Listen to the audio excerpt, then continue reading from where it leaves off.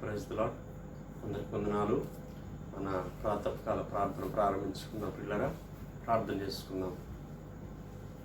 పూజనీయుడా, పరిశుద్ధుడా, మహాగరుడా, మహోన్నతుడా, ధవలవర్ణుడా, రత్నవర్ణుడా, 10,000 అతికాంక్షణీయుడా, మా రాజా, మా ప్రభువా యేసయ్య, మీకే స్తుతులు స్తోత్రాలు వందనాలు చెల్లించుకుంటున్నాం నాయన. దేవా, మా తండ్రి, మరొకసారి నాయన మీ పాదములు అదే విధంగా మేము చేరడానికి మాకు ఇచ్చిన ఈ గొప్ప భాగ్యం కొరకు మీకు స్తోత్రాలు వందనాలు చెల్లించుకుంటున్నాను నాయన. ఇదిగో ప్రభా, దినదినం నూతనమైనటువంటి కృపతో, నూతనమైన వాత్సల్యంతో మమ్మల్ని నింపుతూ దేవా, మీరు నడిపిస్తున్న విధానం అంతటి కొరకు మీకు స్తోత్రాలు వందనాలు చెల్లించుకుంటున్నాం. ఇదిగో ప్రభా, మరొకసారి దేవా పాట ద్వారా మిమ్మల్ని స్తుతించే సమయాన్ని దీవించండి. మిమ్మల్ని గణపరిచి హెచ్చించేటువంటి సమయాన్ని మా కొరకు ఆశీర్వదించమని ప్రార్థన చేస్తున్నాం. మా స్తుతుల మీద మీరు ఆశీర్వాదం ఉండమని ప్రార్థన చేస్తున్నాం. మీకు స్తోత్రాలు నాయన. ఇదిగో ప్రభా, మా తండ్రి నాయన, అయా మొదటి జామున దేవా మిమ్మల్ని స్తుతిస్తూ ఉండగా దేవా మా స్తుతుల మీద మీరు ఆశీర్వాదం ఉండమని ప్రార్థన చేస్తున్నాం. మీకు స్తోత్రాలు. దేవదూతల చేత నిత్యము పరిశుద్ధుడు పరిశుద్ధుడు పరిశుద్ధుడు అని ప్రతిగానముల చేత పొగడబడుచున్న గొప్ప దేవ మీకు స్తోత్రాలు నాయన. మా స్తుతుల మీద కూడా మీరు ఆశీర్వాదం ఉండమని ప్రార్థన చేస్తున్నాం. మీ స్తోత్రాలు. అలాగ మరి తండ్రి నాయన 91వ కీర్తన మేము చదువుకునే సమయం అంతటిని మా కొరకు దీవించమని ప్రార్థన చేస్తున్నాం. మీ స్తోత్రాలు ఆయన. దేవా మరి తండ్రి ప్రభా, అయా ఏ తెగులు నీ గుడారము సమీపించదని వాగ్దానం చేసినటువంటి గొప్ప దేవ మీకు స్తోత్రాలు చేయించుకుంటున్నాం. ఈ దినాల్లో మీ వాక్కులు, మీ వాగ్దానాలని మా పక్షంగా మీరు దేవా నెరవేరుస్తున్న విధానం అంతటి కొరకు మీ స్తోత్రాలు చేయించుకుంటున్నాం నాయన. ఇదిగో మీరు ఇస్తున్నటువంటి గొప్ప మరి తండ్రి వాగ్దానం నెరవేర్పు కొరకు మీ స్తోత్రాలు చేయించుకుంటున్నాం. ఇదిగో మరొకసారి విశ్వాసంతో మేము చదువుతూ ఉండగా దేవా మీ వాక్యపు దీవెనలు దేవా మా మీద, మా కుటుంబాల మీద నిలిచి ఉండడానికి సహాయం చేయమని ప్రార్థన చేస్తున్నాం. మీ స్తోత్రాలు. దేవా మరి తండ్రి నాయన, మరొకసారి మీ వాక్యం ద్వారా మీరు మాతో మాట్లాడమని ప్రార్థన చేస్తున్నాం నాయన. దేవా మీ సేవకుల ద్వారా మీరు మాతో మాట్లాడమని ప్రార్థన చేస్తున్నాం. దేవా మరి తండ్రి నాయన, అనేక దినాలు దేవా మీ వాక్యం ద్వారా మీరు మమ్మల్ని బలపరుస్తూ నడిపిస్తున్న విధానం అంతటి వరకు స్తోత్రాలు నాయన. దేవా అనేక విషయాల ద్వారా, అనేక అంశాల ద్వారా మీరు మాతో మాట్లాడుతున్నందుకు మీ స్తోత్రాలు. మీరు మాట్లాడే దేవుడని నాయన, మీ వాక్యం ద్వారా మరి తండ్రి నాయన మీరు ప్రత్యక్షపరుచుకుంటున్నందుకు మీ స్తోత్రాలు. దేవా మీ సేవకుల ద్వారా మీరు ప్రత్యక్షపరుచుకుంటున్నందుకు మీ స్తోత్రాలు. దేవా మరొకసారి మీ మెల్లడైన స్వరాన్ని మేము వినడానికి సహాయం చేయమని ప్రార్థన చేస్తున్నాం ఆయన. దేవా మరి తండ్రి ప్రభు, మీ వాక్యాన్ని మేము విన్నప్పుడు ప్రభు అది మా ఎముకలకు సత్తువ, మా శరీరానికి ఆరోగ్యం ఇస్తుంది కదా నాయన. దేవా మరి తండ్రి ప్రభు, ఆత్మ సంబంధమైన దీవెన, ఆరోగ్య సంబంధమైన దీవెన కూడా నాయన మీ వాక్యం వినుట ద్వారా మేము పొందుకోవడానికి మాకు సహాయం చేయమని ప్రార్థన చేస్తున్నాము. స్తోత్రాలు. దేవా సమస్త విషయాల్లో కృప చూపించండి. దేవా మరి తండ్రి ప్రభా, ఎవరితో ఏ విషయాలు మీరు మాట్లాడాలనుకుంటున్నారు, దేవా మీ వాక్యం ద్వారా ఎవరిని హెచ్చరించాలనుకుంటున్నారు, దేవా మరి తండ్రి నాయన మరి మీరే నాయన మరి కూలంకుషంగా మీరే మాట్లాడి మీరే మీ కార్యములు జరిగించమని ప్రార్థన చేస్తున్నాం. మీ స్తోత్రాలు. మా హృదయాలు మీరు సిద్ధపరచండి నాయన. దేవా మరి తండ్రి ప్రభా, వాక్యపు పంటని దేవా మరి తండ్రి నాయన అయా మేము చూడడానికి సహాయం చేయమని ప్రార్థన చేస్తున్నాం. మీ స్తోత్రాలు. గొప్ప కార్యాలు జరిగించండి. అలాగూ మరొకసారి ప్రభా మరి తండ్రి నాయన చివరి ప్రార్థన ఆశీర్వాదముల వరకు మీ సన్నిధి మాకు తోడుగా ఉంచమని ప్రార్థన చేస్తున్నాం. కృప చూపించండి నాయన. దేవా మరి తండ్రి తదుపరి నాయన సంఘ బిడ్డల యొక్క క్షేమం కొరకు, దేవా సంఘం యొక్క అవసరతల కొరకు, దేవా రాష్ట్ర దేశ పరిస్థితుల యొక్క క్షేమం కొరకు నాయన ప్రార్థనలు విజ్ఞాపనలు చేస్తూ ఉండగా విశేషంగా మీ సన్నిధి మాకు తోడుగా ఉంచమని ప్రార్థన చేస్తున్నాం. దేవా కృప చూపించండి, గొప్ప కార్యములు జరిగించండి. మీ ప్రియులు ఆయన మరి తండ్రి వారి వారి గృహాలు ఏకీభవిస్తుండగా నాయన ప్రతి చోట మీ సన్నిధి ఉంచమని ప్రార్థన చేస్తున్నాం.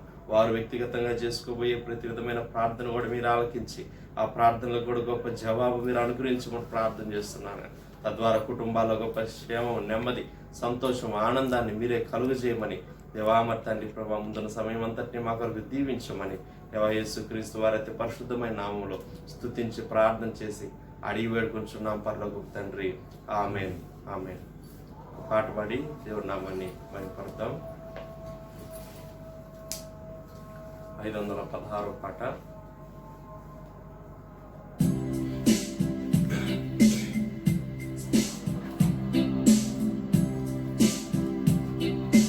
క్రైస్తవ సంగమ ఘన కార్యములు చేయు కాలము వచ్చును తెలుసునా. క్రీస్తు ప్రభువుని క్రియల మూలముగా కీర్తి పొందునని తెలుసునా. కీడు నోడింతువు తెలుసునా. కిటుకు విడగొట్టుదువు తెలుసునా. పరమధర్మంబులు భాషలన్నిటి యందు ప్రచురింతువని నీకు తెలుసునా. నరుల రక్షకుడొక నజరేతు యేసాని నచ్చజెప్పుదువని తెలుసునా. నడిపింతువని నీకు తెలుసునా. నాదుని చూపింతు తెలుసునా. లెక్కకు మించిన రొక్కము నీ చేత చిక్కియుండునని తెలుసునా. ఎక్కడికైనాను ఎగిరి వెళ్ళి పనులు చక్కబెట్టుదువని తెలుసునా. చక్కపరతువని తెలుసునా. సఫలపరతువని తెలుసునా. యేసుని విషయాలు ఎరుగని మానవులు ఎచట నుండారని తెలుసునా.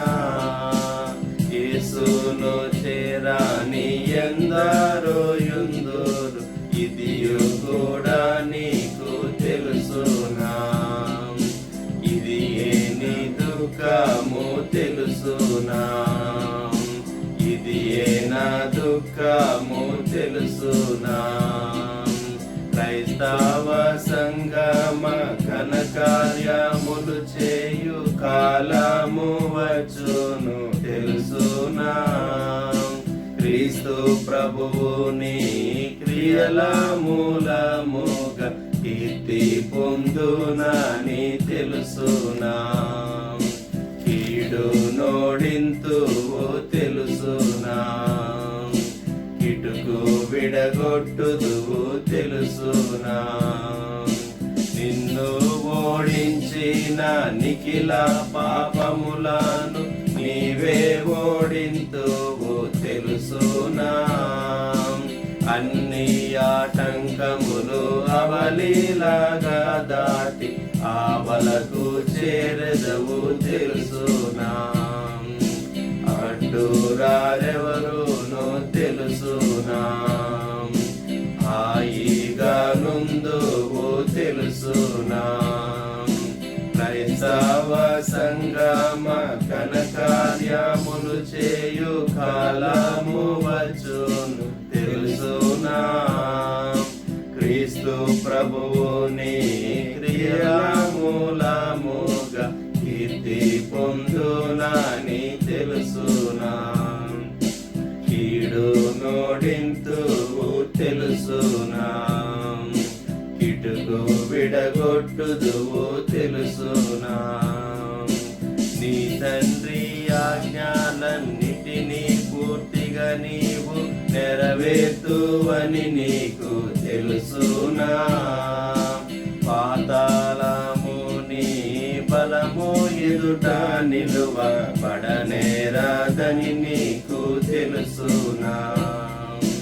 భయపాడునని నీకు తెలుసునా.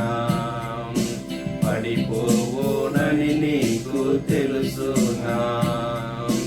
క్రైస్తవ సంగమ ఘనకార్యములు చేయు కాలము వచ్చును తెలుసునా. క్రీస్తు ప్రభువుని క్రియల మూలముగా కీర్తి పొందునని తెలుసునా. కీడు నోడింతువు తెలుసునా. కిటుకు విడగొట్టుదువు తెలుసునా. ప్రకారంగా 91వ కీర్తన చదువుకుందాం పిల్లరా. మహోన్నతుని చాటున నివసించువాడే సర్వశక్తి నీడను విశ్రమించువాడు. మహోన్నతుని చాటున నివసించువాడే సర్వశక్తి నీడను విశ్రమించువాడు. ఆయనే నాకు ఆశ్రయము, నా కోట, నేను నమ్ముకున్న నా దేవుడని నేను యెహోవాని గురించి చెప్పుచున్నాను. ఆయనే నాకు ఆశ్రయము, నా కోట, నేను నమ్ముకున్న నా దేవుడని నేను యెహోవాను గురించి చెప్పుచున్నాను. వేటకాని గురిలో నుండి ఆయన నిన్ను విడిపించును, నాశనకరమైన తెగులు రాకుండా నిన్ను రక్షించును. వేటకాని ఊరిలో నుండి ఆయన నిన్ను విడిపించును, నాశనకరమైన తెగులు రాకుండా నిన్ను రక్షించును. ఆయన తన రెక్కలతో నిన్ను కప్పును, ఆయన రెక్కల క్రింద నీకు ఆశ్రయం కలుగును. ఆయన సత్యము కేడమును డాలునై ఉన్నది. ఆయన తన రెక్కలతో నిన్ను కప్పును, ఆయన రెక్కల కింద నీకు ఆశ్రయం కలుగును. ఆయన సత్యము కేడము డాలునై ఉన్నది. రాత్రి వేళ కలుగు భయమునకైనను, పగటి వేళ ఎగురు బాణమునకైనను, రాత్రి వేళ కలుగు భయమునకైనను, పగటి వేళ ఎగురు బాణమునకైనను, చీకటిలో సంచరించే తెగులునకైనను, మధ్యాహ్నమందు పాడు చేయు రోగమునకైనను నీవు భయపడుకుందువు. చీకట్లో సంచరించి తెగులకైనను, మధ్యాహ్నం మందు పాడు చేయి రోగమునకైనను నీవు భయపడకుందు. నీ ప్రక్కన 1000 మంది పట్టినను, నీ కుడి పక్కన 10,000 మంది కూలినను అపాయం నీ ఎద్దుకు రాదు. నీ ప్రక్కన 1000 మంది పడినను, నీ కుడి ప్రక్కన 10,000 మంది కూలినను అపాయం నీ ఎదుకు రాదు. నీవు కన్నులారా చూచుచుండగా భక్తిహీనులకు ప్రతిఫలం కలుగును. నీవు కనులారా చూచుండగా భక్తిహీనులకు ప్రతిఫలం కలుగును. యెహోవా నీవే నా ఆశ్రయము అని నీవు మహోన్నతుడైన దేవుని నీకు నివాస స్థలంగా చేసుకుని ఉన్నావు. యెహోవా నీవే నా ఆశ్రయము అని నీవు మహోన్నతుడైన దేవుని నీకు నివాస స్థలముగా చేసుకుని ఉన్నావు. నీకు అపాయమేమీ రాదు, ఏ తెగులును నీ గుడారము సమీపించదు. నీకు అపాయమేమీ రాదు, ఏ తెగులును నీ గుడారం సమీపించదు. నీ మార్గములన్నిటిలో నిన్ను కాపాడుటకు ఆయన నిన్ను గూర్చి తన దూతలకు ఆజ్ఞాపించును. నీ మార్గములన్నిటిలో నిన్ను కాపాడుటకు ఆయన నిన్ను గూర్చి తన దూతలకు ఆజ్ఞాపించు. నీ పాదములకు రాయి తగలకుండా వారు నిన్ను తమ చేతుల మీద ఎత్తి పట్టుకుందరు. నీ పాదములకు రాయి తగలకుండా వారిని తమ చేతుల మీద ఎత్తి పట్టుకుందరు. నీవు సింహములను, నాగుపాములను త్రొక్కెదవు, కొదమ సింహములను, భుజంగములను అణగద్రొక్కెదవు. నీవు సింహములను, నాగుపాములను త్రొక్కెదవు, కొదమ సింహములను, భుజంగములను అణగద్రొక్కెదవు. అతడు నన్ను ప్రేమించుచున్నాడు గనుక నేను అతన్ని తప్పించదను, అతడు నా నామం ఎరిగిన వాడు గనుక నేను అతని కనపరచదను. అతడు నన్ను ప్రేమించుచున్నాడు కనుక నేను అతను తప్పించను, అతడు నా నామం ఎరిగిన వాడు కనుక నేను అతను కనపరచను. అతడు నాకు మొర్రపెట్టగా నేను అతనికి ఉత్తరం ఇచ్చేదను, శ్రమలో నేను అతనికి తోడై ఉండేదను, అతను విడిపించి అతని గొప్ప చేసేదను. అతడు నాకు మొర్రపెట్టగా నేను అతనికి ఉత్తరం ఇచ్చేదను, శ్రమలో నేను అతనికి తోడై ఉండేదను, అతను విడిపించి అతను గొప్ప చేసేదను. దీర్ఘాయు చేత అతనిని తృప్తిపరచెదను, నా రక్షణ అతనికి చూపించదను. దీర్ఘాయు చేత అతను తృప్తిపరిచేదను, నా రక్షణ అతనికి చూపించేదను. ఆమేన్. దేవుని వాక్యం విన్న ప్రియులారా, దర్జన్లో ప్రదర్శకులు గారు వచ్చి మనకు దేవుని వాక్యాన్ని అందిస్తారు. ప్రియమైన వారులారా, యేసుక్రీస్తు ప్రభు వారి శుభప్రదమైన నామములో మీకు వందనాలు. ఈ ఉదయకాలం గ్రిడ్లో పవర్ ఫెయిల్యూర్ను బట్టి ఈ ఉదయకాలం 8:30 వరకు పవర్ సప్లై ఉండదని మెసేజ్ వచ్చింది. అందువలన మామూలు సమయంలోనే ఈ మెసేజ్ మేము రికార్డ్ చేస్తూ ఉన్నాం. ఎలక్ట్రిసిటీ రాగానే అప్లోడ్ అవుతుంది. మనము దేవుని గ్రంథంలో నుండి ఇర్మియా గ్రంథం 17వ అధ్యాయం 7వ వచనం 8వ వచనం, జెరెమయా చాప్టర్ 17 వర్సెస్ 7 and 8. యెహోవాను నమ్ముకున్నవాడు ధన్యుడు, యెహోవా వానికి ఆశ్రయముగా ఉండును. వాడు జలముల యొద్ద నాటబడిన చెట్టు వలె ఉండును, అది కాలువల ఓరను దాని వేళ్లు తనును. వెట్ట కలిగినను దానికి భయపడదు, దాని ఆకు పచ్చగా ఉండును. వర్షము లేని సంవత్సరమున చింత నొందదు, కాపు మానదు. ప్రార్థన. ప్రియ ప్రభా, ఈ ప్రాతకాల సమయంలో మేము మీ వాక్యం ధ్యానిస్తూ ఉండగా ఈ డివోషన్ సమయం మా అందరి కొరకు దీవించి బలపరిచి మీరు మహిమను పొందుమని యేసుక్రీస్తు ప్రభు వారి శ్రేష్టమైన నామంలోనే వేడుచూ ఉన్నాము తండ్రి. ఆమేన్.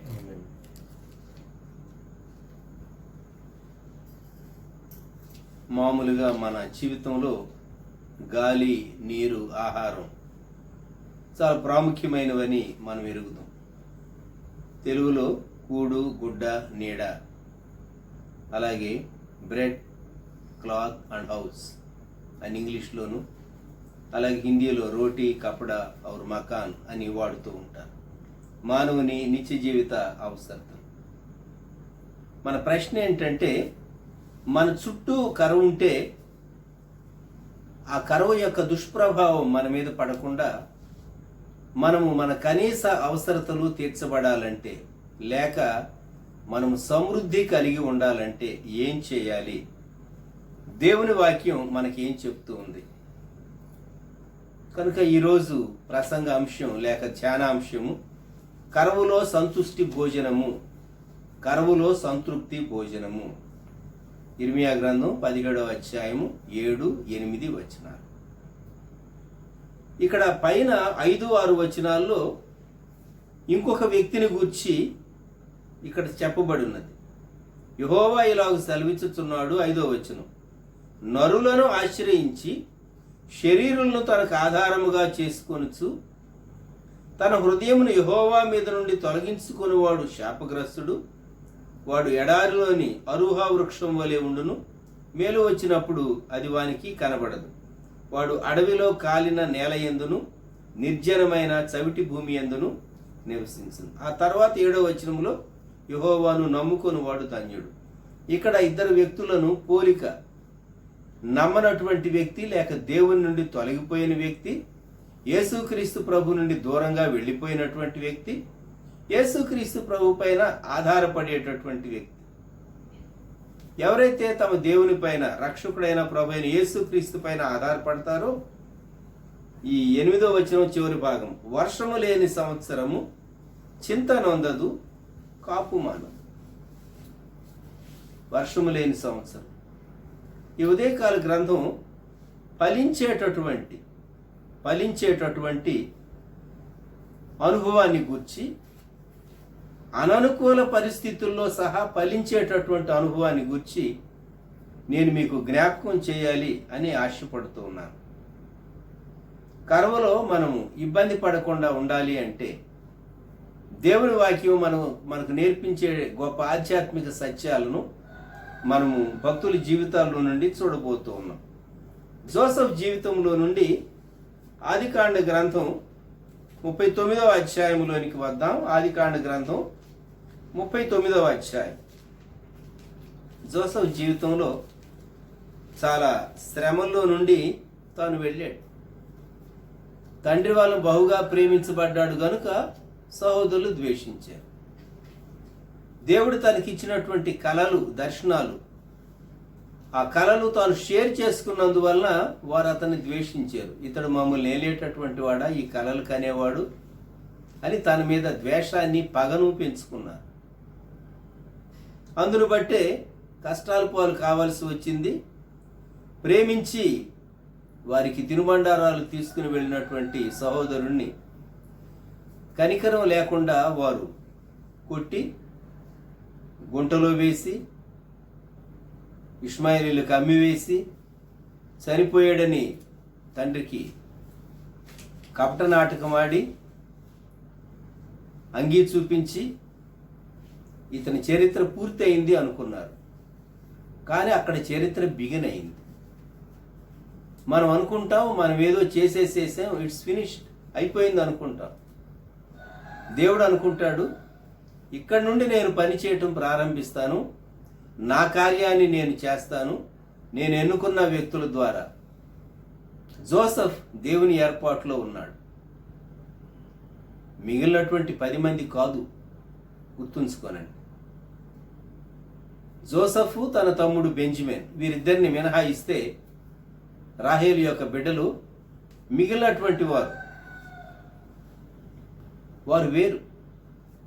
తనకంటే పెద్ద వారైనటువంటి 10 మంది వారు అనుకున్నారు, మేమే అనుకున్నారు. దేవుడు జోసెఫ్ను ఎన్నుకున్నాడు. అంతేకాదు, అననుకూల పరిస్థితుల్లో, కష్టకాలంలో అద్భుతమైన రీతిగా జోసెఫ్ ద్వారా దేవుడు పనిచేయటం ప్రారంభించాడు. ఒక యవనస్తుని ద్వారా పనిచేయటం ప్రారంభించాడు. జోసెఫ్ కంటే మిగిలిన వాళ్ళు వయసులో పెద్దవారే, కానీ వారి ద్వారా దేవుడు పనిచేయలేదు సుమండి. వారి ద్వారా ఐగుప్తుకు ఏ మేలు కలుగులేదు. ఐగుప్తుకు వచ్చి ధాన్యం కొనుక్కెళ్ళటానికి డబ్బులు తీసుకొచ్చుకున్నారు వాళ్ళు. అది ఐగుప్తుకు వాళ్ళ వల్ల కలిగిన మేలు, అంతకంటే ఇంకేం కలగలేదు. కానీ జోసెఫ్ వల్ల ఐగుప్తు దేశమంతటికి మేలు కలిగిందని మనము కరువు కాలంలో చరిత్ర చదివితే,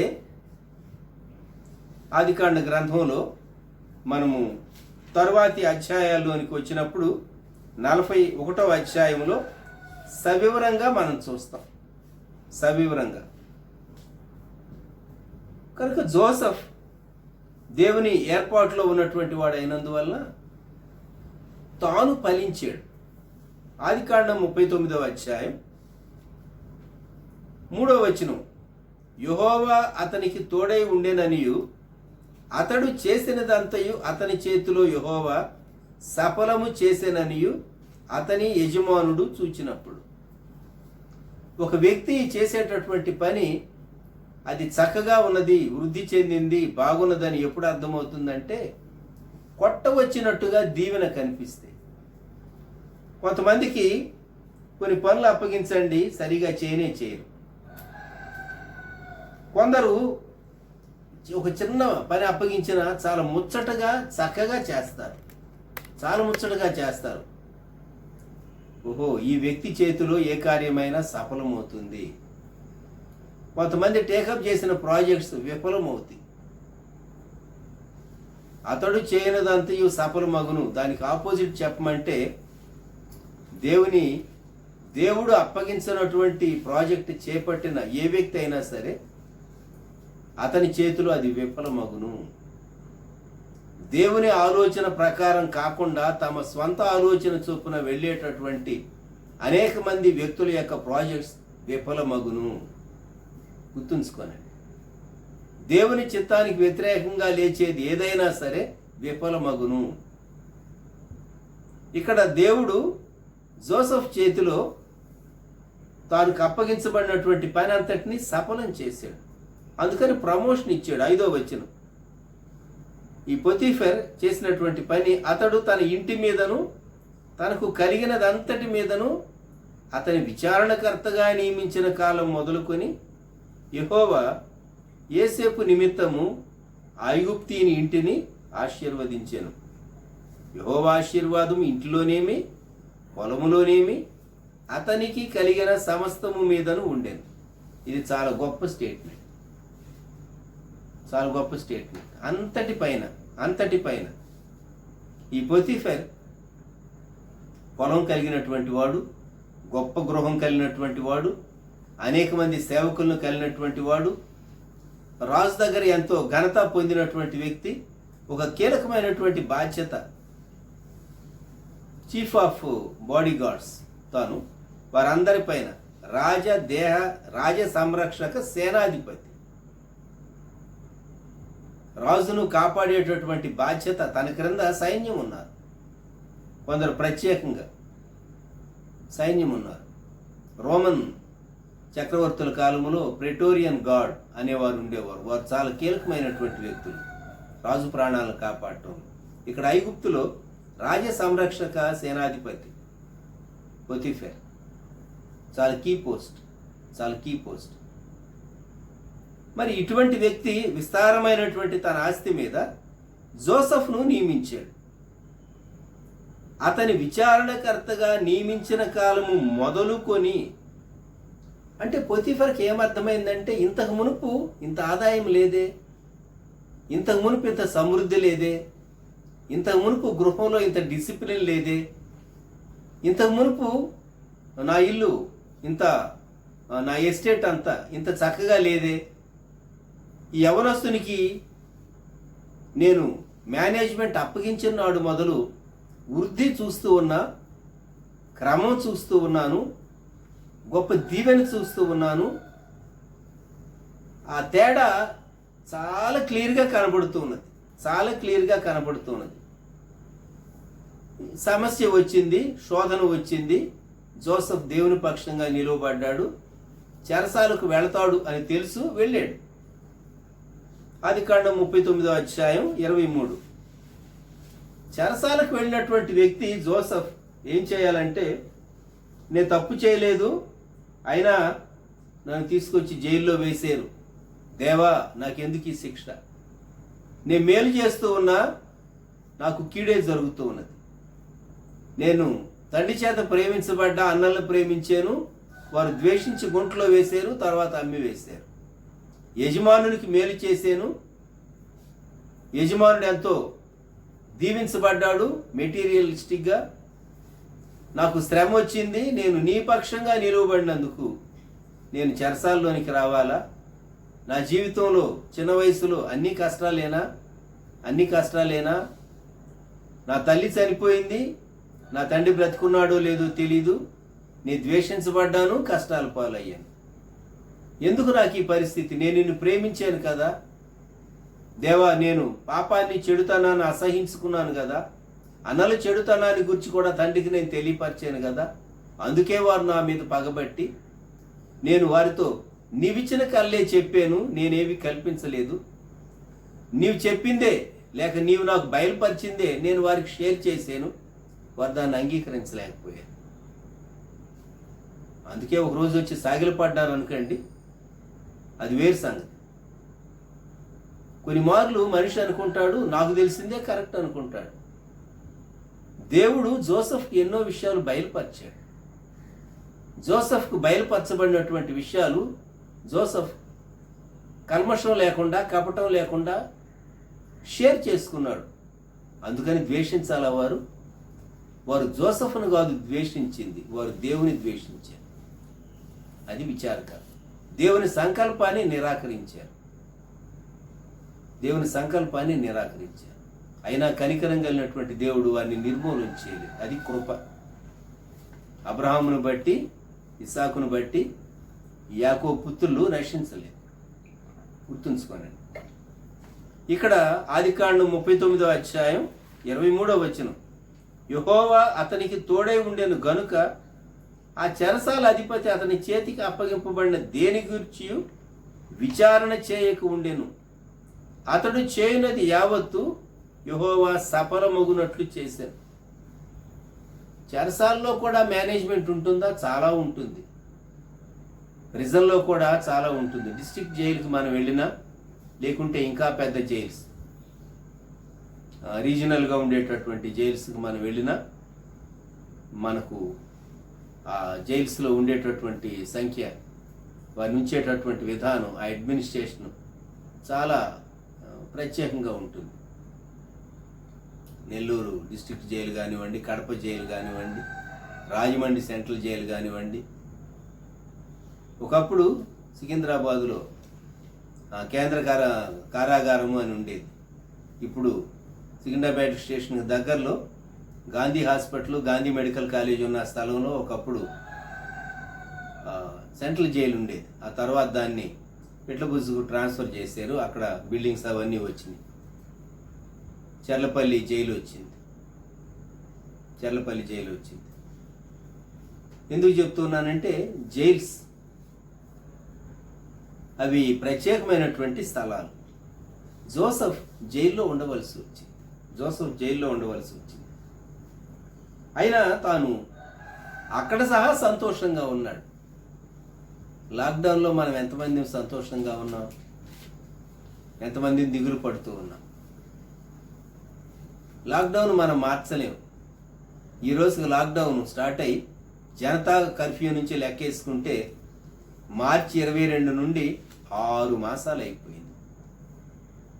ఈ 6 మాసాలు మనము ఎలాగూ ముందుకు సాగేమో ఒకసారి మనం జ్ఞాపకం చేసుకోవచ్చు. ఇక్కడ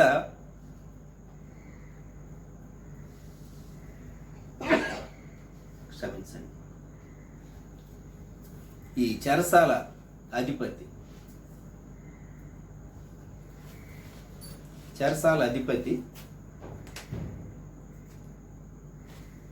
జోసెఫ్కి అప్పగించేసేసాడు. జోసెఫ్కి అప్పగించి తాను నిశ్చింతగా ఉన్నాడు. ఈ యవనస్తుల్లో ఏం చూచాడు? జోసెఫ్లో తాను ఏం చూచాడు? నమ్మకత్వాన్ని చూచాడు. చక్కని మేనేజ్మెంట్ తాను చూచాడు. గమనించారా? అందుకే మనం 41వ అధ్యాయం 53వ వచనం చదవండి. 41వ అధ్యాయం 53, 54 వచనాలు. ఐగుప్తు దేశమందు సమృద్ధిగా పంట పండిన సంవత్సరము గడిచిన తర్వాత యోసేపు చెప్పిన ప్రకారము 7 కరువు సంవత్సరములు ఆరంభమాయను గాని ఐగుప్తు దేశమంతటా ఆహారం ఉండెను. ఐగుప్తు దేశమందంతటను కరువు వచ్చినప్పుడు ఆ దేశస్థులు ఆహారము కోసము ఫరోతో మొరపెట్టుకొని, అప్పుడు ఫరో, మీరు యోసేపు నద్దకు వెళ్ళి అతడు మీతో చెప్పినట్లు చేయుడని ఐగుప్తీయులు అందరితో చెప్పారు. నిన్నటి దినం మనం జ్ఞాపకం చేసుకున్నాం, ఆయన మీతో చెప్పునది చేయుడు.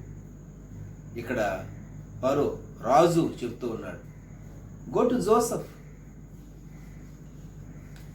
మేము ఐగుప్తీయులము, మీరు మా ఐగుప్తు రాజు, అతడెవరో హెబ్రీ పడుచువాడు, అతని దగ్గరికి మేము వెళ్ళాలా? వయసు ఉన్నవాళ్ళు, అనుభవం ఉన్నవాళ్ళు, అడ్మినిస్ట్రేషన్లో ఉన్నవాళ్ళు ఎంతమందో ఒకే మాట చెప్తూ ఉన్నాడు రాజు, గో టు జోసెఫ్, యోసేపు నద్దకు వెళ్ళుడి, యోసేపు నద్దకు వెళ్ళుడి. జోసెఫ్ ఎంత చక్కగా సమస్తం చేసాడో మనం ఆదికాండ గ్రంథంలో చూస్తాం. అందుకే చివరిలో ఆదికాండ గ్రంథం 49వ అధ్యాయం యాకోబు తన కుమారులను ఒక్కొక్క వంశము చొప్పున దీవిస్తూ యోసేపును గూర్చి చెప్పినటువంటి మాట. ఆదికాండం 49వ అధ్యాయం 22వ వచనం చదవండి. ఆదికాండం 49, 22వ వచనం. యోసేపు ఫలించడి కొమ్మ, యూట యొద్ద ఫలించడి కొమ్మ, దాని రెమ్మలు గోడ మీదకి ఎక్కి వ్యాపించును. యోసేపు ఫలించడి కొమ్మ, ఊట యొద్ద ఫలించడి కొమ్మ, దాని రెమ్మలు గోడ మీదకి ఎక్కి వ్యాపించు. ఫలించడి కొమ్మ. వర్షము లేని సంవత్సరమున చింత నొందక కాపు మానక ఐగుప్తు చెరలో సహా, చెరసాలలో సహా దేవుని కొరకు ఫలించినటువంటి హెబ్రీ యవనస్తుడు జోసెఫ్. ఎంత ఆశ్చర్యం అండి! మనం ఎవరు ఊహించలేదు 6 మాసాలు ఇలాగూ ఈ లాక్డౌన్ పరిస్థితులు, కరోనాను బట్టి, కోవిడ్-19 బట్టి, ఇలాగూ ఈ పాండమిక్ని బట్టి సంభవిస్తాయని మనం 7వ మాసంలో కూడా ప్రవేశించబోతూ ఉన్నాం. ఐగుప్తులో 7 సంవత్సరాల కరువు వారు అనుభవించారు. 7 సంవత్సరాల కరువు, పంటలు పండలేదు, అయితే ధాన్యం ఉన్నది. ఆకలితో ఎవరూ చనిపోకుండా ఈజిప్షియన్స్ చాలా చక్కగా రాజుకు, ఫరోకు నష్టం కలగకుండా, వీరికి ఇబ్బంది లేకుండా తాను చాలా అడ్మినిస్ట్రేటివ్ రిఫార్మ్స్ తీసుకుని వచ్చి ఆ భూములన్నీ రాజు కొనుక్కొని, అదే సమయంలో వారు సేద్యం చేస్తూ రాజుకి ఎంత ట్యాక్స్ పే చేయాలో అవన్నీ ఏర్పాటు చేశాడు. అది దైవ జ్ఞానాన్ని బట్టి. కరువులో ఫలించినటువంటి కొమ్మ, చింతనొందక కాపు మానక దేవుని కొరకైనటువంటి గొప్ప సాక్షిగా తాను జీవించాడు.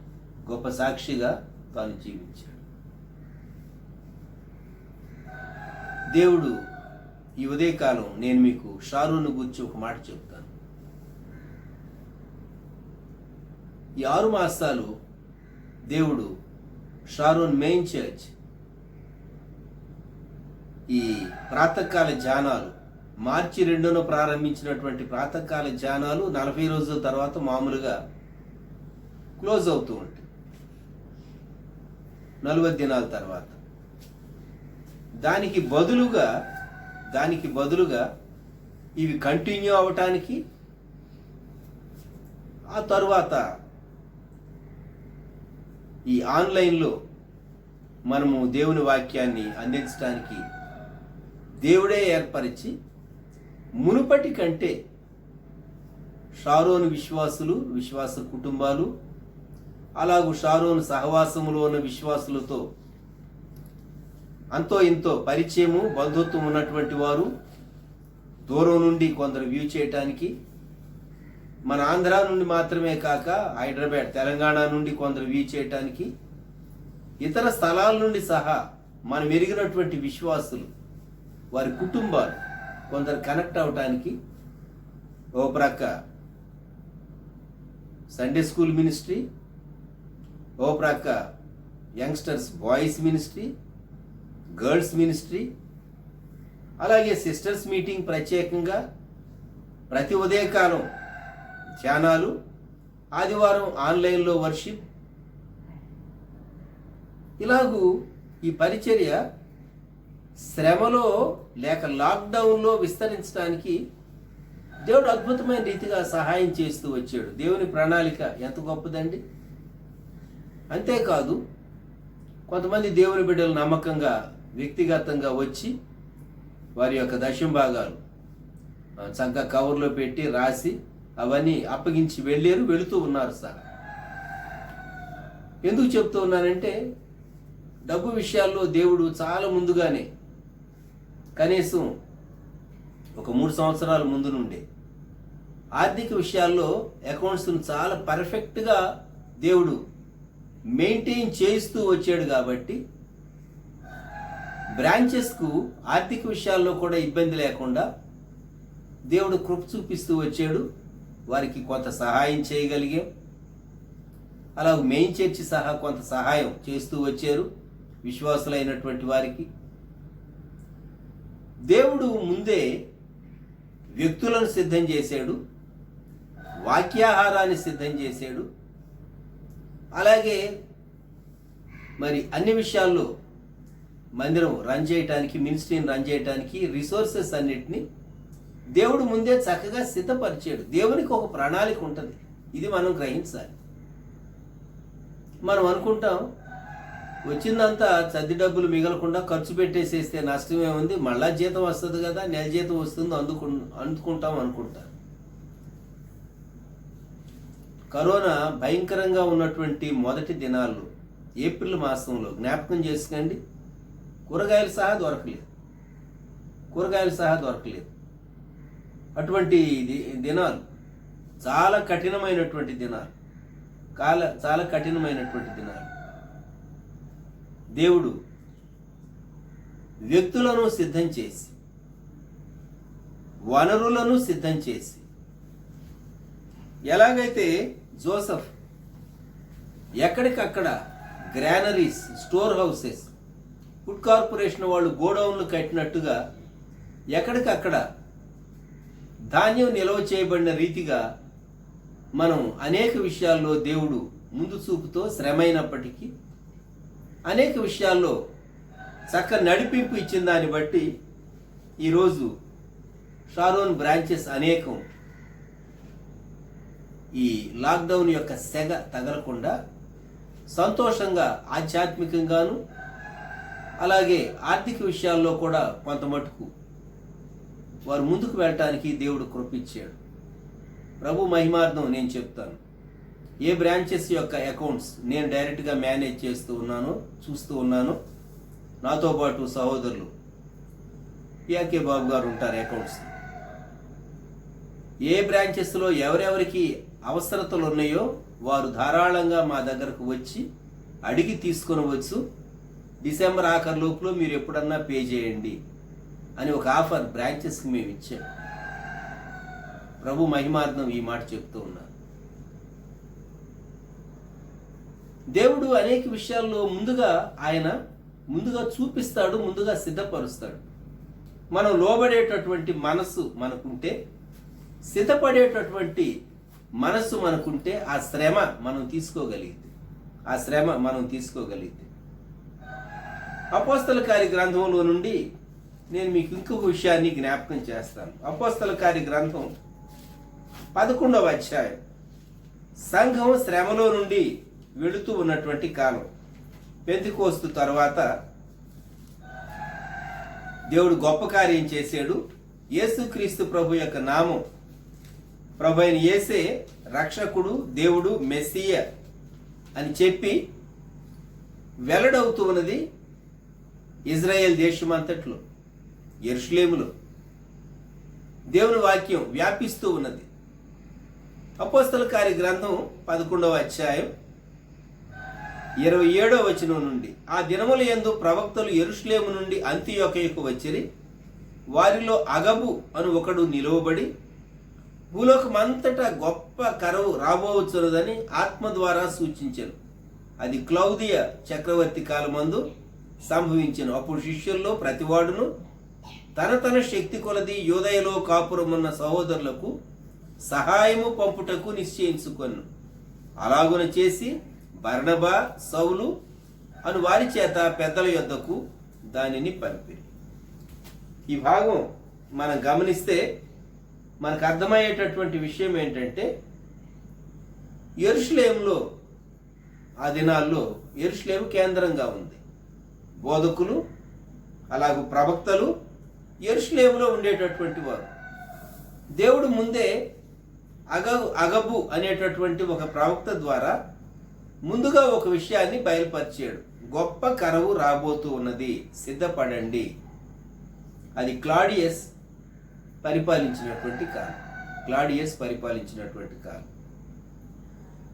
కరువు రాబోతూ ఉంది, ఏం చేయాలి?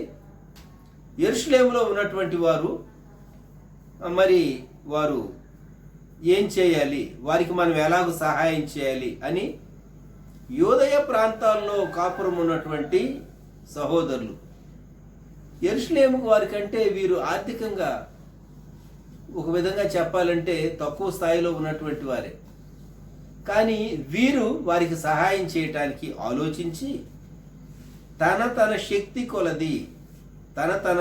కొలది అంతియోకయలో ఉన్నటువంటి వీరు యెరూషలేములో ఉన్నటువంటి వారి కొరకు, ఎందుకంటే ఆ పైన చదువుతాం మనం, మొట్టమొదట అంతియోకయలో శిష్యులు క్రైస్తవులు అనబడిరి. 29వ వచనం, అపోస్తల కార్యం 11:29. అప్పుడు శిష్యుల్లో ప్రతివాడును తన శక్తి కొలది యూదయలో కాపురమున్న సహోదరులకు సహాయం పంపుటకు నిశ్చయించుకొని వీరు యెరూషలేముకు సహాయం పంపించారు. యెరూషలేం వాళ్ళు కొంచెం ఫీల్ అయి ఉండొచ్చేమో, కానీ తప్పని పరిస్థితి యాక్సెప్ట్ చేయాల్సి వచ్చింది. కొంతమంది సంతోషంగా కూడా ఆ హెల్ప్ వారు తీసుకుని ఉంటారు. లాక్డౌన్ పీరియడ్లో జరిగినటువంటి ఒక పరిస్థితి చెప్తాను. చెన్నై నుండి వెజిటబుల్స్ సూళ్ళూరుపేట మార్కెట్కి రావట్లేదు. కోయంబేడు మార్కెట్, అక్కడ ఇన్ఫెక్షన్ చాలా అధికంగా ఉంది కనుక కోయంబేడు మార్కెట్ క్లోజ్ చేశారు. కోయంబేడు నుండి వెజిటబుల్స్ రావటం లేదు, సూళ్ళూరుపేటలో వెజిటబుల్స్ లేవు. ఏం చేయాలి? ఏకైక మార్గం పప్పు వండుకుని సాంబారు ఏదో తినాలి. వెజిటబుల్స్ దొరకటం లేదు. మన్నార్పోలూరులో కొంతమంది వారు పండించినటువంటి, వాళ్ళ తోటల్లో పండించినటువంటివి మందిరానికి అందించినటువంటి కొద్దిమంది ఒకరు, అలాగే అక్కడ దొరికేటటువంటి చుట్టుపక్కల వారు పండించినటువంటివి అక్కడ కొని మన్నార్పోలూరు నుండి వెజిటబుల్స్ తెప్పించుకున్నాం మేము. ఎందుకు చెప్తూ ఉన్నానంటే, కొన్ని మార్లు మనం గ్రామాలను కొంచెం ఘనమైనవిగా ఎంచం, కానీ వారు ఆ సమయంలో ఎంత సహాయకరంగా ఉన్నారు. ఏలీము విశ్వాసులు, మన్నార్పోలూరు ఏలీము విశ్వాసులు ఎంతో సహాయకరంగా ఉన్నారు. కనుక దేవుడు అనుకోనని రీతిగా యెరూషలేములో ఉన్నటువంటి తన బిడ్డలను బలపరచడానికి అంతియోకయలో ఉన్నటువంటి వారి ద్వారా సహాయాన్ని పంపించాడు.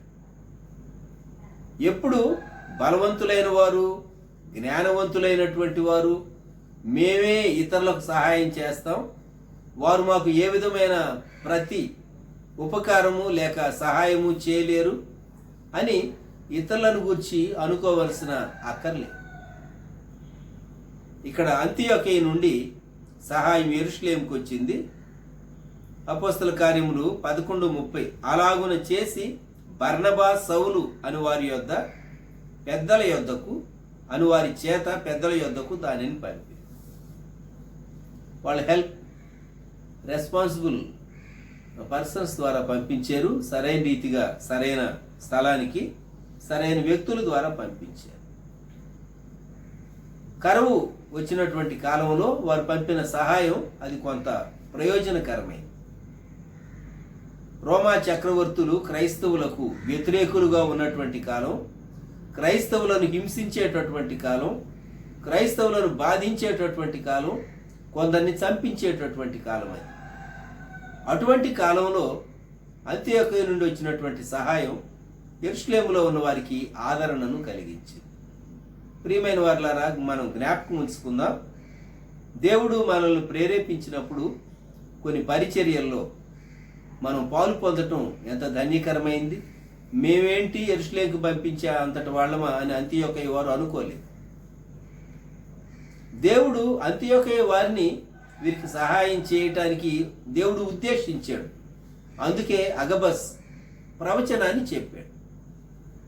అగబు చెప్పిన ప్రవచనాన్ని విని రెస్పాండ్ అయ్యారు. విని ఏదో ప్రవచనం చెప్పాడులే అని అనుకోలేదు, కానీ నా బాధ్యత ఏమిటి, నేనేది చేయాలి అనేటటువంటి విషయం వారు ఆలోచించి చక్కగా వారు రెస్పాండ్ అయ్యారు. సంఘానికి క్షేమం కలిగింది. నేను మూడో విషయాన్ని త్వరగా మీ ఎదుట ఉంచుతాను. మనము కరువులో సంతృప్తిగా లేక కరువులో సంతుష్టిగా మనం ఉండాలి అంటే మొదటిది దేవుని ఏర్పాటు వ్యక్తి, అపాయింటెడ్ పర్సన్. జోసెఫ్ వంటి అపాయింటెడ్ పర్సన్ ఎప్పుడైతే అఫైర్స్ ఇన్ఛార్జిగా ఉంటారో ఖచ్చితంగా విషయాలు వారి యొక్క కంట్రోల్లో అధీనంలో ఉన్నప్పుడు కరువులో కూడా ఐగుప్తులో క్షేమం కలిగినట్లు క్షేమం కలుగుతుంది. రెండవది, వాక్యాన్ని విని ప్రవచనాన్ని విని అంత్యోకయలో ఉన్నటువంటి వారు రెస్పాండ్ అయిన రీతిగా ఎప్పుడైతే దేవుని బిడ్డలైనటువంటి వారు here the prophecy, here the word and respond properly. ఎప్పుడైతే మనము చక్కగా రెస్పాండ్ అవుతామో, రెస్పాండ్ అయినప్పుడు సంఘానికి క్షేమం కలుగుతుంది. ఇప్పుడు మూడవ విషయంలోనికి వద్దాం. రాజులు మొదటి గ్రంథం 17వ అధ్యాయం మొదటి 6 వచనాలు నేను చదువుతాను. అంతటా గిలాదు కాపురస్తుల సంబంధియును తిష్పీయుడైన ఏలియా అహాబు నొద్దకు వచ్చి, ఎవని సన్నిధిని నేను నిలువబడి ఉన్నానో ఇశ్రాయేలు దేవుడైన ఆ యెహోవా జీవము తోడు, నా మాట ప్రకారము గాక ఈ సంవత్సరములలో మంచైనను వర్షమైనను పడదని ప్రకటించాను. పిమ్మట యెహోవా వాక్కు అతనికి ప్రత్యక్షమై, నీవు ఇచ్చట నుండి తూర్పు వైపునకు పోయి యోర్దానునకు ఎదురుగానున్న కెరీతు వాగు దగ్గర దాగి ఉండుము. ఆ వాగు నీరు నీవు త్రాగుదువు. అచ్చటికి నీకు ఆహారము తెచ్చినట్లు నేను కాకోలములకు ఆజ్ఞాపించితనని అతనికి తెలియచేయగా, అతడు పోయి యెహోవా సెలవు చొప్పున యోర్దానునకు ఎదురుగానున్న కెరీతు వాగు దగ్గర నివాసము చేశాను. అక్కడ కాకోలములు ఉదయమందు రొట్టెను మాంసమును, అస్తమయమందు రొట్టెను మాంసమును అతని యొద్దకు తీసుకుని వచ్చుచుండెను. అతడు వాగు నీరు త్రాగుచూ వచ్చెను.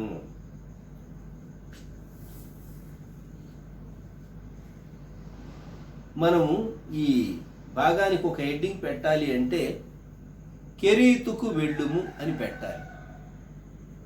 కరువులో నువ్వు తృప్తిగా భోజనం చేయాలంటే ఎక్కడికి వెళ్ళాలి? కెరీతుకు వెళ్ళాలి. కెరీతు అంటే కట్ ఆఫ్ అయిపోవటం అని అర్థం. కట్ ఆఫ్ అయిపోవటం, దూరం పరచబడటం, లేక విడి చేయబడటం, gap. Cut off, to be cut off, that's the meaning of Kerith దగ్గరకు వెళ్ళు. దేని నుంచి కట్ ఆఫ్ కావాలి మనం? లోకం నుంచి, లోకస్తుల యొక్క సలహాల నుంచి, దేవుని చిత్తానికి వ్యతిరేకమైనటువంటి పనుల నుంచి, ఆలోచనల నుంచి. ఎక్కడికి వెళ్ళాలి? కెరీతు దగ్గరకు వెళ్ళాలి. ఎవరున్నారు అక్కడ సహవాసం చేయటానికి? ఎవరు లేరు, దేవుడే ఉన్నాడు. అది దేవుని నిర్దేశిత స్థలం. మరి భోజనము, మత్తయి సువార్త కొండమీది ప్రసంగంలో ప్రభు చెప్పాడు 6:33, దేవుని రాజ్యమును నీతిని మొదట వెదకుడి, అప్పుడు అవన్నీ మీకు అనుగ్రహించబడును. Seek ye first the kingdom of God. Seek ye first the kingdom of God, and all the things shall be added unto you. దేవుని చిత్తాన్ని మనం వెతికినప్పుడు మనకు అవసరమైనవన్నీ. దేవుడే ఏమన్నాడంటే, నేను కాకోలంలోకి ఆజ్ఞాపించి తిని అన్నాడు. 17:4. అద్భుతం కదా. దేవుడే కాకులకు డ్యూటీ వేసాడు. ఎంత చక్కని డ్యూటీ అండి. కాకులు మధ్యలో వాటికి శోధన వచ్చి ఎక్కడో ఒక చోట ఆగి ఆ రొట్టెని తినేసేసి రాజుగారి అంతఃపురం కిచెన్లో వంట వాళ్ళు వంట చేస్తూ ఉంటే, రొట్టెలు కాలుస్తూ ఉంటే, మాంసాన్ని సిద్ధం చేస్తూ ఉంటే ఈ కాకులు దొంగిలేస్తాయి అక్కడి నుంచి. లేకుంటే కరవు కాలంలో వారికి ఏలియాకు రొట్టె ఎక్కడి నుంచి వస్తుంది, అలాగే మాంసం ఎక్కడి నుంచి వస్తుంది. రాజుగారి కుటుంబానికి లోటు లేకుండా ఉండేటందు కొరకు దాచబడినటువంటి వస్తువులు, సిద్ధపరచబడినటువంటి వస్తువులు, ఆ కిచెన్లో సిద్ధం చేయబడేటటువంటి వాటి దగ్గర నుండి కాకులు తీసుకుని రావాలి. ప్రతి పూట కాకులు తీసుకుని వెళుతూ ఉంటే మరి అక్కడ కిచెన్లో ఉండేవాళ్ళు, వంట చేసేటటువంటి వాళ్ళు గమనించరా? పెద్ద కర్ర తీసుకుని తరిమేసేసారా? మనమైతే ఎక్కడ తీసుకెళ్తూ ఉన్నాయి ఈ కాకులు?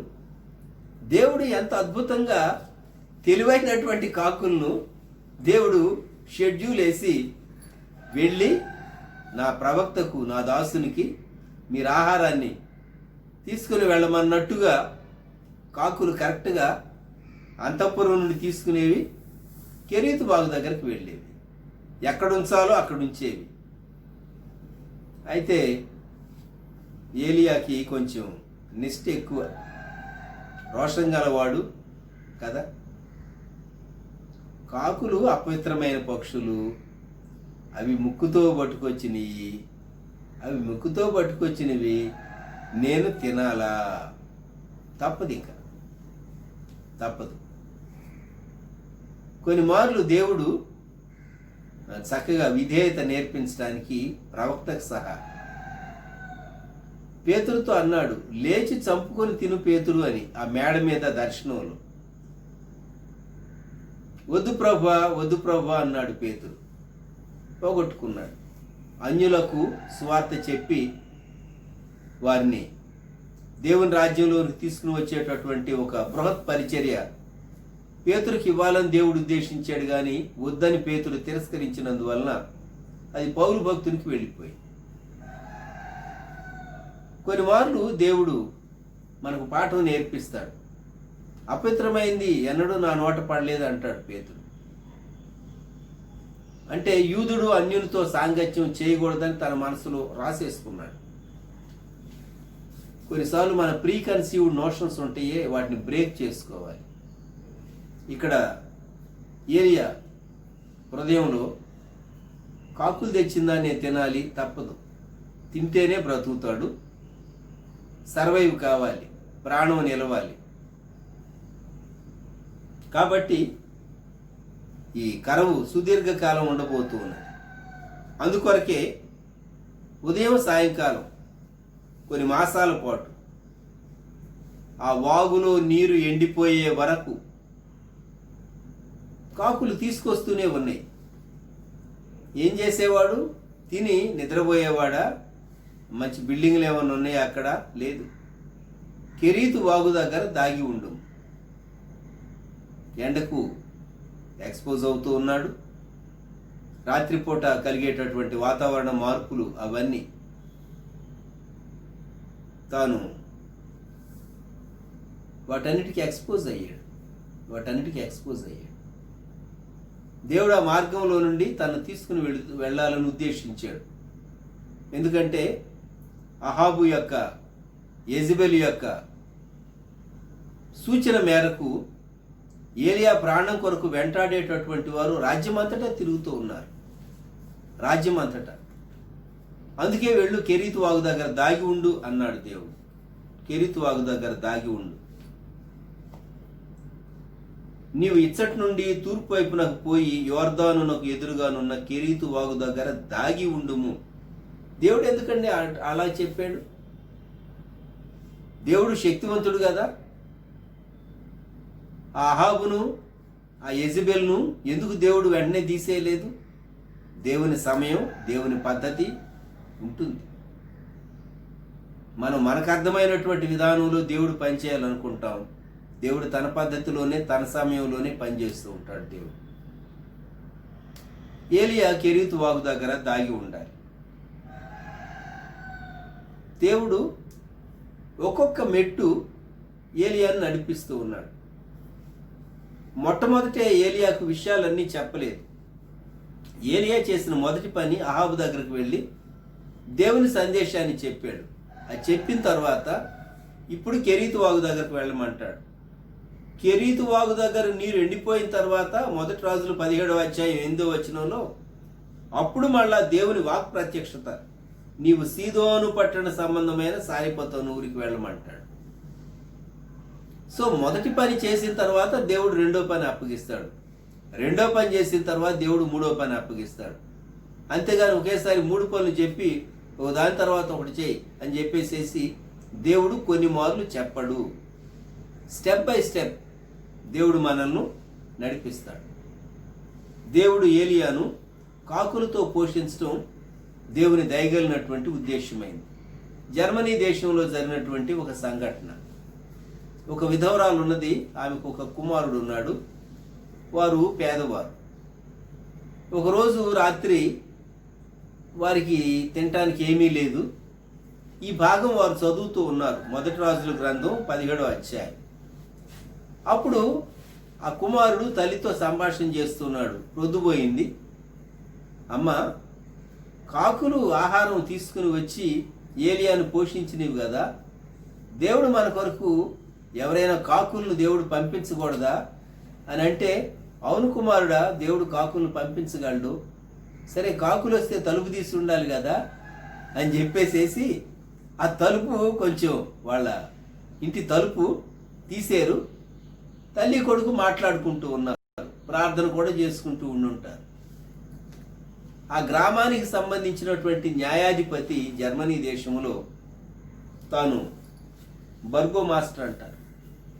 ఆ బర్గో మాస్టర్ న్యాయాధిపతి తాను ఆ దారిని వెళుతూ ఇంత పొద్దుపోయిన తర్వాత ఈ ఇంట్లో లైట్ వేస్తున్నది, తలుపు తీస్తున్నది, ఏదైనా పరిస్థితి ఇబ్బందా అని చెప్పి తాను ఇంటి దగ్గరకు వస్తే వీళ్ళ మాటలు వినబడుతూ ఉన్నాయి. నాకు చేసాడు. నాకు చేసినప్పుడు, ఏంటి ఇంత లేట్ అవర్స్లో మీరు ఇంకా మేలుకొని ఉన్నారు, కారణం ఏంటి అని అంటే వారు తమ పరిస్థితి చెప్పారు. అప్పుడు వారికి అవసరమైనటువంటి ఫుడ్ స్టఫ్స్, ఆహార పదార్థాలు వెంటనే వారికి అందజేసేటటువంటి ఏర్పాట్లు చేశాడు. ఆ తల్లి, ఆ కుమారుడు, దేవా, మీరు ఏలియాను కాకులతో పోషించినట్టు ఈ రాత్రి మేము వస్తూ ఉండకుండా, ఆకలితో అలమటించకుండా, మేము ఆకలి అవుతూ ఉంటే నిద్ర రాదు అంత తేలిగ్గా, మేము ఇబ్బంది పడకుండా నీవే ఈ న్యాయాధిపతిని పంపించి మాకు ఆహారం ఇచ్చినందుకు నీకు స్తోత్రమని వారు దేవుని స్తుతించారట. కనుక కెరీతు వాగు దగ్గరకు వెళ్ళి దాగి ఉంటే దేవుడు రొట్టె పంపించాడు, మాంసము పంపించాడు. ఈ రోజుల్లో చాలామంది చికెన్ తింటూ ఉన్నారు కదా, లాక్డౌన్ పీరియడ్లో. అది ప్రోటీన్ ఉంటుంది, ఆరోగ్యానికి మంచిది అని.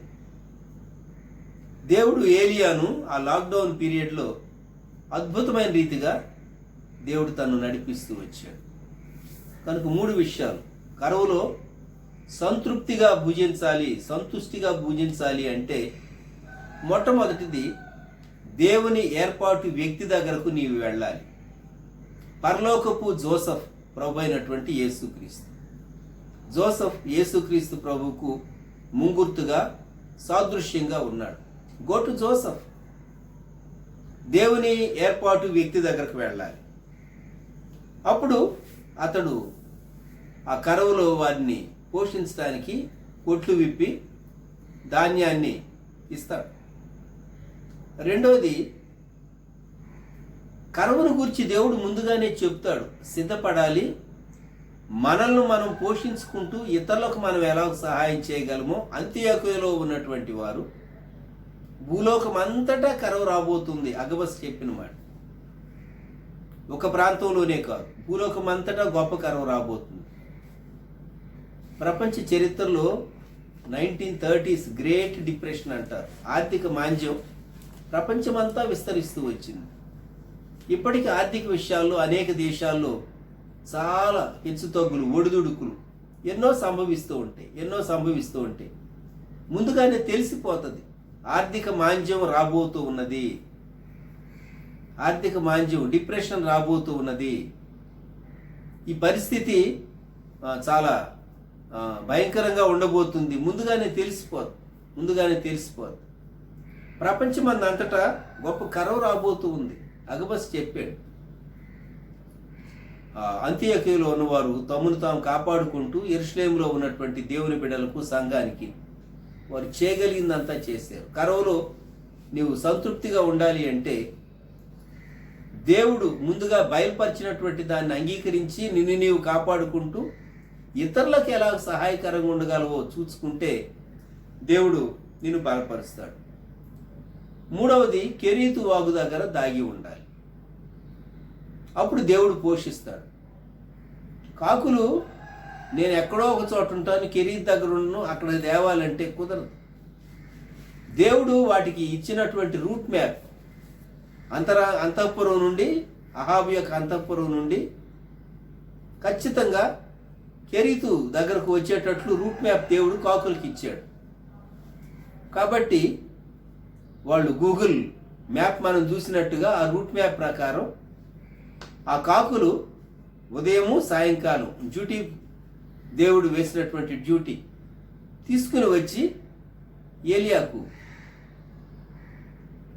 అప్పగించేవి, ఆహారాన్ని ఏలియాకు అప్పగించేవి. అంటే పౌరం వచ్చి మన చేతిలో పెట్టినట్టు కాదు, అవి తీసుకుని వచ్చి నిర్దేశిత స్థలంలో బహుశా వదిలి వెళుతూ ఉండుంటాయి. ఇది దేవుడు ఏర్పరిచింది కనుక ఊహించుకుంటేనే అది ఒక అద్భుతమైనటువంటి విధానంగా ఉంటుంది. ప్రియమైనటువంటి వారలారా, కరువులో వర్షము లేని సంవత్సరమున చింత నొందదు, కాపు మానదు అని జలముల యొద్ద నాటబడినటువంటి చెట్టును గూర్చి ఎవరైతే దేవునిపై ఆధారపడతారో, దేవుని యొద్ద తమను తాము అప్పగించుకుని ఉంటారో, ఇర్మియా గ్రంథం మనము సూచన రీతిగా 17వ అధ్యాయము 7వ వచనంలో మరొకసారి ఆ మాట చదువుకుందాం. ఇర్మియా గ్రంథం 17వ అధ్యాయం 7వ వచనం, యెహోవాను నమ్ముకొని వాడు ధన్యుడు, యెహోవా వానికి ఆశ్చర్యముగా ఉండును. వాడు జలముల యొద్ద నాటబడిన చెట్టు వలె ఉండును, అది కాలువల ఓరను దాని వేళ్లు తనును, వెట్ట కలిగినను దానికి భయపడదు, దాని ఆకు పచ్చగా ఉండును. వర్షము లేని సంవత్సరమున చింత నొందదు, కాపు మానదు. ప్రార్థన చేసుకుందాం. ప్రేమగల మా ప్రభువా, పరిశుద్ధ తండ్రి, గొప్ప రక్షక, మీకు వందనములు, స్తుతులు, స్తోత్రములు. ఈ ప్రాతకాల సమయంలో ఈ మెసేజ్ రికార్డ్ చేయబడటానికి మీరు సహాయపడినందుకు స్తోత్రాలు. ఈ మెసేజ్ పవర్ రెజ్యూమ్ అయిన తర్వాత తిరిగి అప్లోడ్ చేయబడటంలో కూడా కృప దయచేయండి. ఈ దినం మీ బిడ్డలతో మీరేం మాట్లాడాలని ఉద్దేశించారో సరిగ్గా జనతా కర్ఫ్యూ విధించబడిన 6 మాసాలు, ఇదే దినం మార్చి మాసంలో ఈ 6 మాసాలు మీరు మమ్మల్ని కాపాడారు దేవా. ముందున్నటువంటి దినాల్లో ఎకానమీ అన్లాక్ అవుతూ ఉన్నది. మీరే తోడయండి, మీ బిడ్డలను బలపరచండి. వారి ఉద్యోగాల్లో, వ్యాపారాల్లో, అలాగే స్టూడెంట్స్గా ఉన్నటువంటి వారు రాసే ఎగ్జామ్స్, స్కూల్స్, కాలేజెస్, వాటన్నిటి విషయాల్లో మీరు తోడయండి, బలపరచండి. సాధారణ ప్రజా జీవనం తిరిగి ప్రారంభించడానికి ఎంతో సమయం పడుతుందని మేము ఎరుగుదాం. క్రమంగా విషయాలు మునుపటి స్థాయికి రావటానికి మీరే సహాయం దయచేయండి, కృప చూపించండి. ఓ ప్రక్క తగు జాగ్రత్తలు తీసుకుంటూ మేము ముందుకు సాగటానికి సహాయం దయచేయండి. ఎవరు అనారోగ్యంతో ఉన్నారో, బలహీనంగా ఉన్నారో, హోమ్ క్వారంటైన్లో ఉన్నారో, హాస్పిటల్స్లో ఉన్నారో, వారందరినీ దయతో జ్ఞాపకం చేసుకోండి తండ్రి. చెన్నైలో ఉన్నటువంటి జోయల్ కుమార్తె కొరకు, సూజన్ నిస్సీ కొరకు ప్రార్థిస్తూ ఉన్నాం. తన హెల్త్ రికవరీ విషయాల్లో తోడండి. ఇంకా మీ బిడ్డలు మేము ఎరిగినటువంటి వారు ఎవరు ఏ ప్రత్యేకమైన అక్కడ కలిగి ఉన్నారో దయతో జ్ఞాపకం చేసుకోండి.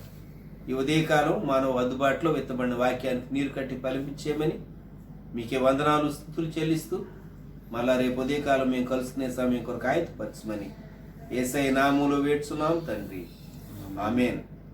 మన ప్రభువైన యేసుక్రీస్తు వారి కృపా, దేవుని ప్రేమ, పరిశుద్ధాత్మని అన్యోన్య సహవాసం సదాకాలం సంగమునకు తోడై ఉండును గాక, ఆమేన్. తిరిగి రేపు ఉదయకాలం ఆన్లైన్లో మనం ఏకీపిద్దాం. అంతవరకు సెలవు. ప్రభు మిమ్ములను దీవించుగాక, ఆమేన్.